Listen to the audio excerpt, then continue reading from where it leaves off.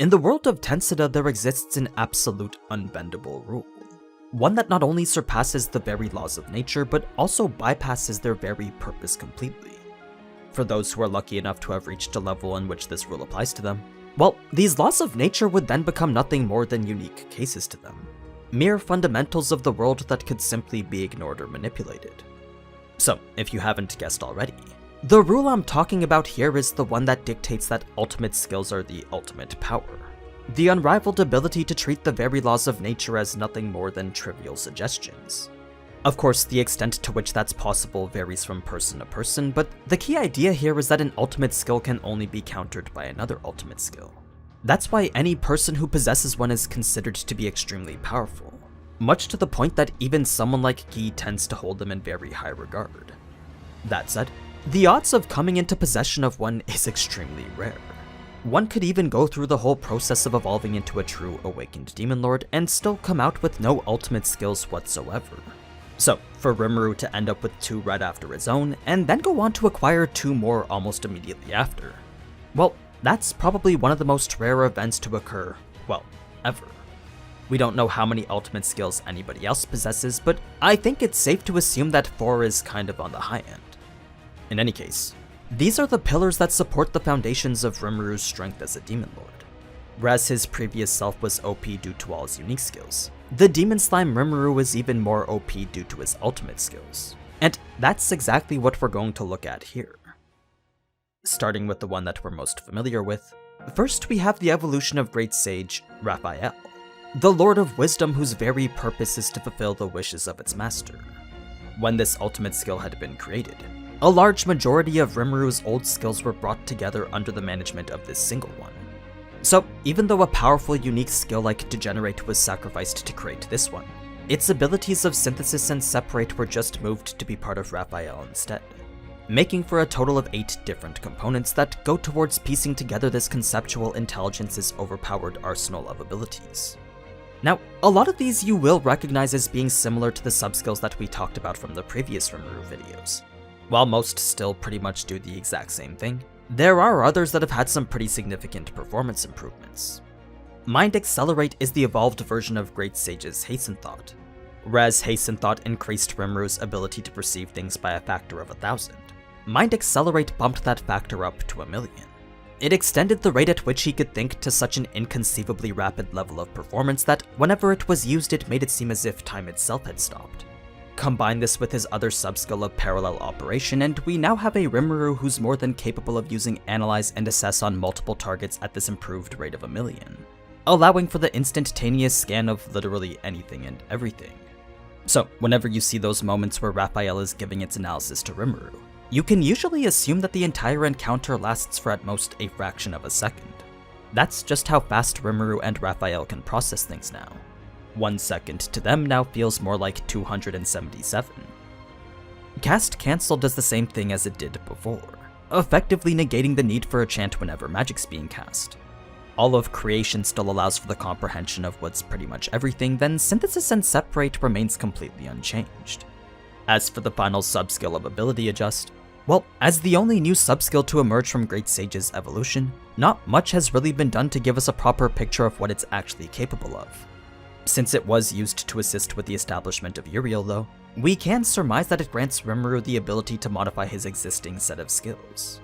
Whether they be skills belonging to his subordinates or any of the previous ones that he's had before, it seems that Rimuru can use Ability Adjust to modify, consolidate, and even evolve them, making it one of the more versatile assets in Raphael's arsenal.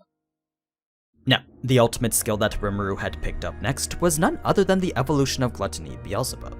And just like how it was with Raphael, the unique skill Merciless was sacrificed to create this one, resulting in its soul-consuming ability to be passed on as a subskill. Before we get to that though, there were a few buffs given to the base effects of Predation and Stomach. Predation was given a significantly increased range of effect, and Stomach can now store approximately 10 times more than it could before. Had Stomach not been enhanced like the way it had, then Rimuru wasn't even sure he would have been able to handle the strain of releasing Veldora from it. So it was a crucial upgrade that you'll soon see had actually played quite a big role. As for the other 2 base effects of Mimicry and Isolation, The former can still replicate the appearance and skills of any analyzed target, while the latter continues to recycle any sort of materials deemed unnecessary during an analysis. Corrosion provides assistive decomposition effects during any instance of predation, then soul consumption is just the new name given to Merciless. So, despite Merciless having been sacrificed for Beelzebub's creation, the ability to reap the souls of those who have lost their will to fight is now just integrated under Beelzebub's subskill Soul Consumption. Now, where Beelzebub brings forth something new is through the establishment of the subskill food chain from the merger of what was previously Gluttony's Receive and Provide. Remember, Receive was the ability for Rimuru to claim any of his subordinates' abilities as his own, while Provide allowed for the transfer of his skills down to subordinates who were compatible. That being the case, it makes sense then that food chain does a more efficient combination of both. For any monster who shares a connection with Rimuru, all skills in their original form would instantly become available to him. Kind of like a Path of Exile skill tree but with infinite unlock points. And also a lot bigger. With all his subordinates having received gifts from the Harvest Festival, there was a whole new plethora of skills that needed to be managed by Raphael and its ability adjust. You see, Raphael is subject to food chain at the same level that Rimuru is. So that meant all those skills could be streamlined and optimized in whatever way Raphael deemed best. If there was ever a situation in which Rimuru found himself in trouble, then he could simply rely on Raphael to suggest a plan of action with whatever skills were optimal for the situation. It was the only way Rimuru could make use of food chain and the vast amount of skills it provided. As for how it works for those under Rimuru, well, that same condition of compatibility is still required, making it a much more beneficial skill for Rimuru than it is for really anyone else. Now, just like how Raphael had brought forth the creation of Beelzebub, it was Beelzebub that had allowed for the creation of Rimuru's next ultimate skills, the first of which had stemmed from Veldora's resurrection. When Rimuru had released Veldora's spiritual body from the confines of his stomach, there were these lingering remnants of his essence that were left behind, remains of his spiritual body that could be consumed by Beelzebub. So, after those remains were absorbed and analyzed, not only was a soul corridor established between himself and Veldora, but the ultimate skill Veldora was created from it as well. Rimuru had absorbed small pieces of Veldora, then used the link between their soul to transform some of this true dragon's power to his own. Now, if you're wondering what exactly this soul corridor is, well, it's pretty much the direct intangible pathway between one soul and another. A connection that signifies a deepened bond between two people. So, what was essentially Veldora's heart was now linked to Rimuru's soul, resulting in all his memories and experiences to be gathered in the mind of Rimuru, kind of like some sort of external backup. The reason why this is important is because it ties into the subskills of this new Veldora ultimate skill, mainly the duo of Summon Storm Dragon and Restore Storm Dragon. The former allows Rimuru to call forth Veldora whenever he wants, whether it's the Veldora that's in his dragon form, or the new Veldora that's in his spiritual one. Rimuru can summon one single Veldora at his sole discretion. The reason I say one is because there's no limit to the number of times this skill can be activated, but there is a limit to the number of Veldoras there can be. Only one dragon can be present at any given time. If another is attempted to be summoned, then the first will disappear in order to make room for the other. As for what makes this entire ability possible, well, that's actually mostly due to the passive effect of the second subskill. Because Restore Storm Dragon allows Veldora's memories to be copied over to Rimuru, that meant that if Veldora was to ever die, Rimuru could easily bring him back to life with an exact replacement. I know that may sound a little bit confusing, but the key thing to understand is that this clone is just a vessel. Yes, it does house Veldora and serve as his material body, but what we see is nothing more than a clone he's currently inhabiting through his soul corridor with Rimuru. The real Veldora currently resides within Rimuru's soul.